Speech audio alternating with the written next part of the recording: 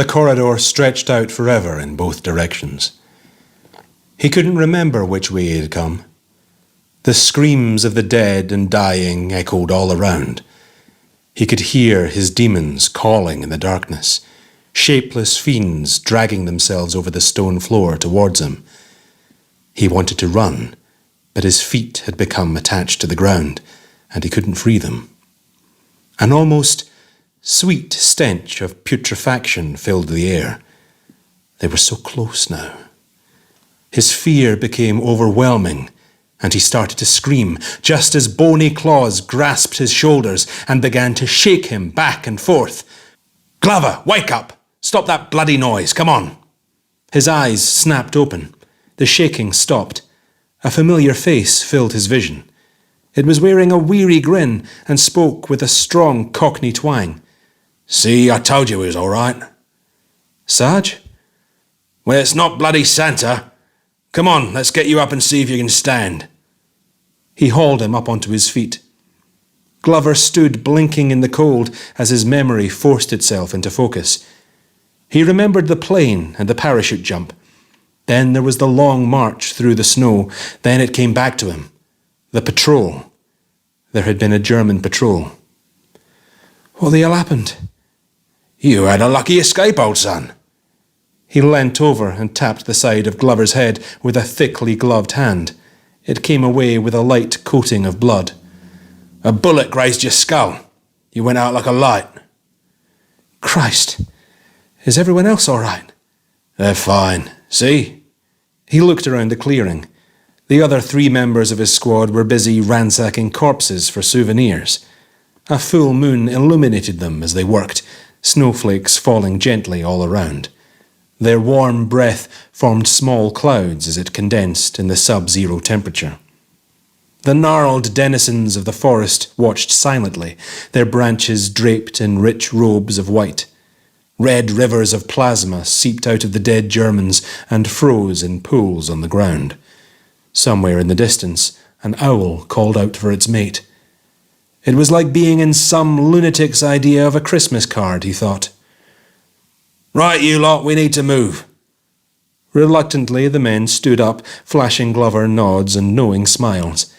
Packs were tightened and rifles adjusted, and then they were off. Sarge glanced at his compass and then his watch. Satisfied, he nodded to himself, and they crunched on through the night. Thomas fell in beside Glover. "Thought you were a goner there, Frank. How are you doing?" "Bit of a headache, but that's all. Happy to be alive, I suppose." "Well, try not to get shot again, boyo. Plays havoc with my nerves, that sort of thing, you know." "I'll do my best." "Would you 2 ladies keep it down over there if you'd be so kind?" "Sorry, Sarge." It took them about half an hour to clear the forest. On the other side, they emerged at the top of a hill. Their target was spread out below them. High walls, complete with watchtowers and barbed wire, surrounded the sprawling complex. Spotlights scanned the sky, and soldiers with dogs patrolled the perimeter. Within, they could see numerous buildings and what looked like a small chemical plant. A sprinkling of planes and vehicles were rapidly vanishing under the falling snow. "Right, hit the deck, boys. Armitage, crank up the radio." They ripped off their packs and sprawled along the ridge to wait for the show to begin, while Sarge made the call. "Albatross, this is Blizzard. Over." The radio crackled uselessly.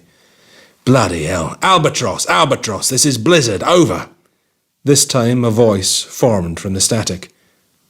"Blizzard, this is Albatross. Are you in position? Over." "Roger, Albatross. We are in position. Over." "Excellent, Blizzard.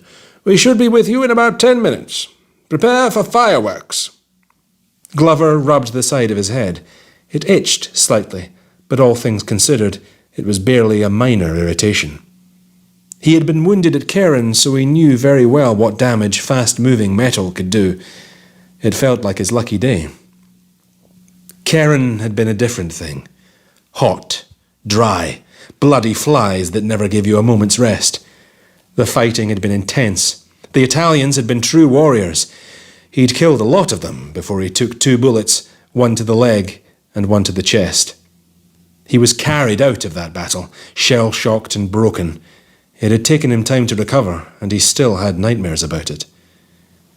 "You still all right, Glover?" "Never better, Sarge." They could hear the low drone of the Lancasters approaching now. Soon they came into view, clearly visible on this crisp winter's night. The Germans saw them too, and the air was suddenly thick with anti-aircraft fire. Almost immediately, flames licked around the wing of the first plane. It dipped to one side as it came in over the base, dropping its load wide of the mark before turning away, trailing smoke. "Bastards!" Armitage shook his head. The others grimaced at him sympathetically and turned their attention back to the action. The second plane was dead on target, and an avalanche of ordnance dropped from its belly. A sprinkling of incendiaries hit first. Buildings started to burn. Some fuel tanks exploded. The air then filled with a high-pitched whine. "Heads down, tall boy!"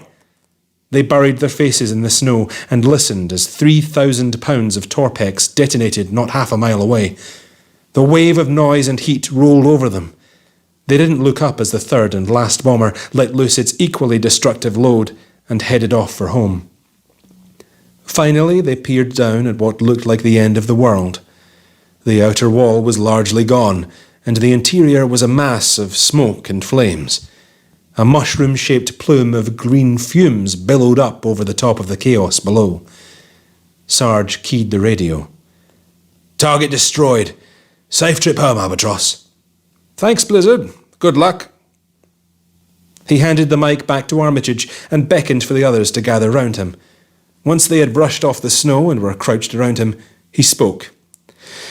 "Okay, gentlemen, you know the drill. Remember your training. We're going in. Watch your backs, and good luck." He looked at the clouds enveloping the base and bit his lip. "Gas masks on." They ran and skidded their way down the slope, guns at the ready. On the edge of the wall, they engaged a group of confused stragglers, putting them down easily as they stumbled around, trying to get their bearings. Inside, there was no visible life. A sea of corpses littered the ground. The tall boy had torn open a huge chasm, revealing an access tunnel to the underground facilities below. They were expecting that. Intelligence had suggested that the important work would be found in offices concealed from prying eyes. Sarge motioned for them to follow him down. They clambered over the rubble and into the tunnel. Parts of the ceiling had collapsed, but they were able to make their way through. Incredibly, a few lights remained on, doubtless powered by a well-protected emergency generator. As the passage bent round a corner, they heard a muffled series of booms. "Sounds like bloody grenades," mumbled Thomas from behind his mask. 3 black-clad Gestapo officers burst out from a side opening, Lugers in hand. They managed a couple of poorly aimed shots before all 5 intruders peppered them with fire from their Sten guns. After a very short display of traditional German dance, they fell onto the concrete. The squad stepped over them and went down the passage from which the Nazis had emerged. It opened into a small, smoke-filled room where there were 6 steel-barred prison cells. Small chunks of flesh and material littered the whole area. Blackened sections of wall indicated where the grenades had landed. "Bastards," said Thomas in his thick Welsh Valley accent. Glover picked up a tattered strip of grey material and held it up for the others to see. "This looks like it comes from a German uniform." "Why the hell would they grenade their own men?" Glover shrugged and followed Sarge back out into the main tunnel. He noticed for the first time that a thin tendril of green was wafting down from outside and tightened his gas mask. Inwardly, he cursed the Nazis and their experimental weapons programs. They had no idea what was being done here. Spies on the ground had reported that there was something, and that it was a big something. This wasn't very informative. The presence of civilians in lab coats had been mentioned, but this didn't much clarify the situation either. They arrived at a large double door. Kicking it open, they found themselves inside a laboratory. Smashed equipment and fallen ceiling tiles lay all around. Workbenches were covered with broken glass and scattered chemistry equipment. In the first one, a large cable had been severed and it hissed and sizzled in the corner. They gave it a wide berth and moved on to the next room. This one had been rigged out as an operating theatre. At its centre was a blood-stained table with leather restraints attached at both ends. An equipment trolley with the usual array of syringes and scalpels stood by its side. "What were these bloody bastards up to in here?" Sarge signalled for them to be quiet and gestured towards a closed door at the back of the room. They could hear rapid talking and movement on the other side as they approached. Weapons at the ready, they flattened themselves up against the wall and edged towards the entrance. At the prearranged gesture, they burst in. Two terrified-looking scientists were tearing up a pile of documents. They had almost finished. Glover grabbed one and Thomas grabbed the other. "Ask them what they're doing here." "Was machst du hier?" asked Armitage. Neither of them said anything. "We don't have time for this. Glover, put your pistol to that one's head." "Was machst du hier?" They remained silent, averting their eyes. "Glover, shoot that bastard!" Glover looked at Sarge as questioningly as he could while wearing a gas mask. Sarge nodded. Glover pushed the Browning into his prisoner's neck and looked pointedly at his prisoner and then his colleague. They both remained silent. He pulled the trigger and let his man drop to the floor. His ears rang from the noise in the small room. "Was macht du hier?" This time the remaining scientist actually looked at them. Glover thought for a moment that perhaps he was going to tell them something useful. He shook his head and started wheezing and drooling. His whole body started to convulse. "Suicide capsule," cursed Sarge. They watched, silent apart from the wheezing of their breath filtering through the masks, as the man went through his final death spasm and joined his companion on the floor. When the German had finally stopped twitching, Armitage looked at the few documents remaining. He stuffed them into his pack. "There's sod all here." Sarge shook his head. "Never mind. Let's move on. We haven't got time for this." As they trailed out of the room, McMorty started to cough. None of them were small, but McMorty was a giant amongst them. Glover didn't think he'd said a word since he had woken up in the forest. "You all right, Jock?" "Don't call me bloody Jock." He coughed some more, the sound peculiar from inside the mask. Armitage stood on his tiptoes and fiddled with the straps. "That's fine, Armitage. Leave me alone." "Have it your own way, big man." They made their way back through the labs and back into the passageway. The tunnel descended slightly and began to widen. Soon they heard the sounds of gunfire and shouting. "Keep 'em peeled, lads." The tunnel opened out into a vast chamber filled with all manner of war-related machinery. Several transport planes sat surrounded by a variety of armoured vehicles and trucks. Pallets of canvas-covered military supplies lay waiting to be loaded. A few slabs of rock had fallen from the ceiling, but generally damage from the bombing was surprisingly minimal. Having taken all of this with a cursory glance, their attention fell on the firefight that was taking place at the end of the cavern. "What the hell?"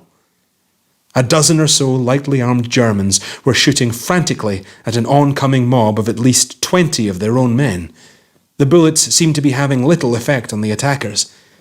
Thomas levelled his machine gun at the scene, but Sarge pushed his barrel down. "Hold on. Look closer at that lot's faces." They squinted through the acrylic-covered eye-holes in their masks. It became obvious that there was something very wrong with their attackers. Their eyes were bulging and miscoloured, and their skin was a bloodless grey. As they watched, they saw them sustaining injuries that should have killed a man, but which didn't even slow them down.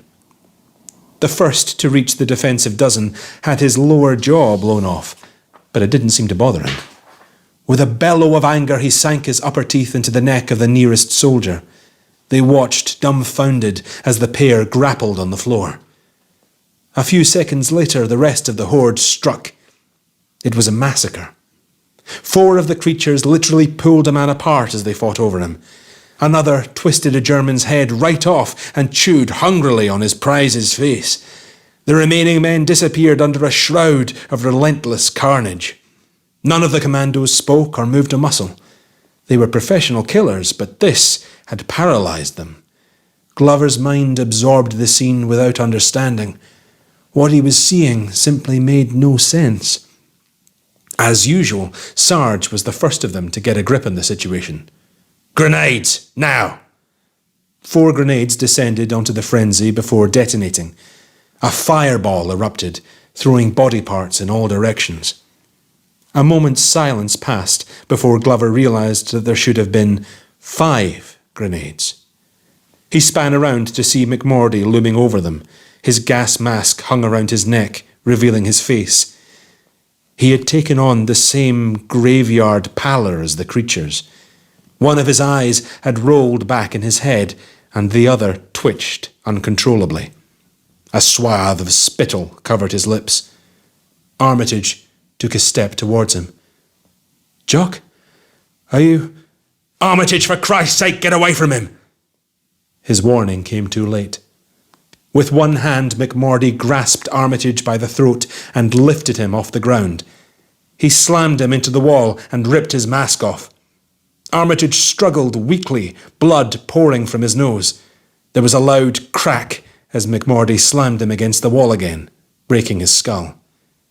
With nothing more than a gentle moan, he died. The giant Scotsman pulled him close and sank his teeth into his neck. As one, Sarge and Glover pulled out their service pistols and emptied them into his back. He dropped his meal and turned towards them. His face was stained red with Armitage's blood. Before he could move, Thomas pushed the others aside and put his gun into McMordy's mouth and aimed upwards. 4 shots were enough to create an enormous hole where the top of the Scotsman's head had been. He fell to the floor. They stepped over him to look at Armitage. His face had that empty appearance exclusive to the thoroughly dead. "Bloody hell!" Thomas nudged him with his foot. "His missus was just about to have their second babby too." "This is bollocks." Glover was starting to lose his temper. He didn't like not knowing what was going on, and none of this made sense. "Right, calm down, lads." Sarge sounded tense. Glover wished he could see his face instead of the gas mask. "Check your gear. It's obviously the gas that's doing this. I don't know how, but I've seen enough. We're leaving." "Too right. If I get my bloody hands on—" Thomas's Welsh lilt was cut short and replaced by a shriek of pain. "Ah! Get off! Get it off!" Armitage had pulled himself off the floor using Thomas's trouser leg and was now trying to bite through the material. Thomas was trying to shake him loose, but Armitage had wrapped his arms around the leg and wasn't letting go. Glover grabbed the hood of the dead man's coat and pulled him back, but had to let go to avoid being bitten himself. Sarge was straight in with a boot to the side of the head. Glover followed it with another, and Armitage finally released Thomas and fell on his back. He looked up at them from the floor, his expression venomous. Glover stared at him, willing himself to see some trace of humanity. There was none. As he looked, there was a loud bang, and Armitage's head exploded. "Bastard!" Thomas stood holding his smoking gun. The others could hear him heavy breathing through the ventilator on his mask. "Bloody double bastard!" "Right, boys, reload. We're getting the hell out of here." Retracing their steps brought them back to the laboratory entrance. As they approached, the 2 scientists burst out of the double door. The head of the one that Glover had shot in the neck hung awkwardly to one side. Dried blood matted the wound and the front of his white lab coat. The suicide's face was entirely green, and his lips had retracted away from his teeth. They growled and stumbled towards the British soldiers. The air filled with flying bullets as 3 entire clips into them tore lab coats and flesh into shreds. Eventually they all ran dry and stopped firing. The scientists lay on the floor, still twitching despite being torn to shreds. Thomas stepped into the swirling cloud of smoke and dust and stamped on each of their heads in turn. Bloody bastards! Thomas busied himself reloading again, but couldn't help but think of his wife and daughter. It was Christmas Eve, and he had promised that he would make it home before New Year's Eve. Now he doubted that he would get home at all. Sarge, if I don't make it back, go and say sorry to Claudia and the kid, will you? Tell them I did my best. Only if you go and apologise to my cat if something happens to me. Don't be stupid. We're getting out of here. Come on, let's go. Thomas pushed on down the corridor, and the others followed him. It was only when he disappeared around a corner a little further on that Glover remembered. Thomas, the bloody Gestapo! Sarge and Glover broke into a run, but it was too late. A handful of shots rang out as they caught up with Thomas. He staggered backwards into the others with his hand over his heart. Waves of blood pulsed out between his fingers. While Sarge laid him down gently on the concrete floor, Glover sprayed the black-clad ghouls with his sten. He could see that one of them still had his Luger in hand and that his trigger finger was repeatedly squeezing the trigger despite having run out of ammunition. His arms waved wildly as he moved. Thomas had been killed by a lucky shot.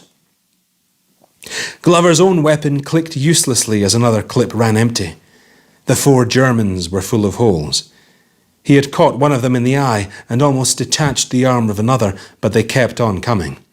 He saw red and, using the gun as a club, laid into them. Disoriented, they lunged at him, but he was too fast. A head flew off, then another. He kicked out the legs from under one of them and jumped on his ribcage, revelling in the sound of cracking bones. Suddenly he was face to face with the last of them. His eyes were yellow and his cheeks streaked with tears of blood. The muscles around his mouth seemed to be going into spasm, and it wasn't until later that Glover realised that he had been trying to smile. "Wir sind," his voice was a gargled whisper. "Wir sind die Untoten." Glover slammed his fist into his face, sending the creature flying backwards into the wall. He bounced off it, sending his peaked cap flying in one direction and him stumbling in the other. Without hesitation, Glover was behind him with his arm around his neck, squeezing with all his strength. With his free arm, he managed to reach down and pull out his boot knife. In a murderous frenzy, he stabbed the man's chest repeatedly, but he still squirmed in his grip. "Will you bloody die?" Through the haze, he felt Sarge tapping him on the shoulder. "Let go and get ready to run." Glover released his prisoner and Sarge grabbed him by the scruff of the neck. He rammed a grenade into his mouth, pulled the pin, and gave him a mighty shove to the chest. "Right now, run!" They didn't stop until they were back outside again. Snow was falling in thick, wet clumps, and a cutting wind was blowing it sideways. The green gas was still visible in places, making the light cast by the moon seem eerie and unreal. There didn't seem to be any living left, but the reanimated had turned on each other. Sarge slapped Glover on the back and laughed. "Christ, Glover, have you seen yourself lately?" He looked down at his formerly white camouflage fatigues. They were filthy with gore and streaks of black. Hardly any of it was untouched. "You're not looking much flashier, Sarge." "True enough, Glover, true enough. Come on, I think we might find a ride over there." A row of Kubel wagons stood alongside a collapsed warehouse building on the far side of the compound. They jogged towards them, giving a wide berth to any of the creatures. Glover's head was ringing from the combination of adrenaline and the noise of warfare. His body ached in protest at not being allowed to rest, but the end looked to be in sight, and he carried on. The first that he saw of the dog was a black shape streaking past him and leaping on Sarge. It knocked him onto his back. The hound tore at his face, dislodging his gas mask. The beast had a huge wound in its side, and a good part of its intestines were spilling out from it. It should have been dead. Sarge grabbed a handful of fur, and the two rolled around in the snow. Glover pulled out his pistol and looked for a clear shot. The sound of barking alerted him to the imminent arrival of another dog, but he couldn't see through the weather to see where it was coming from. He was paralysed by uncertainty and exhaustion. "Just bloody go! They need to know! Go! I'll catch up if I can! Sarge, The second dog emerged from the darkness. Ignoring Glover, it joined the first in biting and tearing at Sarge. Glover ran for the vehicles and jumped into the first one that he reached. The engine started first time. Ahead, he could see that Sarge had lost the battle and was not fighting anymore. With a scream of fury, he floored the accelerator. The wheels span for a second before finding traction and propelling him forwards. The two dogs bounced off the front with a thud, and Sarge's corpse tangled with the wheels. At least, he wouldn't have to endure coming back as one of those things. Glover didn't look back as he steered out over the broken fence and into the countryside beyond. He felt no relief as he careered down the slush-covered road en route to the extraction point. There was only a sense that a dark shadow had been released on the world, and that getting out from under it was going to be an impossible task. Whether they had opened Pandora's box or were simply witnesses to the evils others had released, terrible times lay ahead for mankind. It was going to be a very long winter.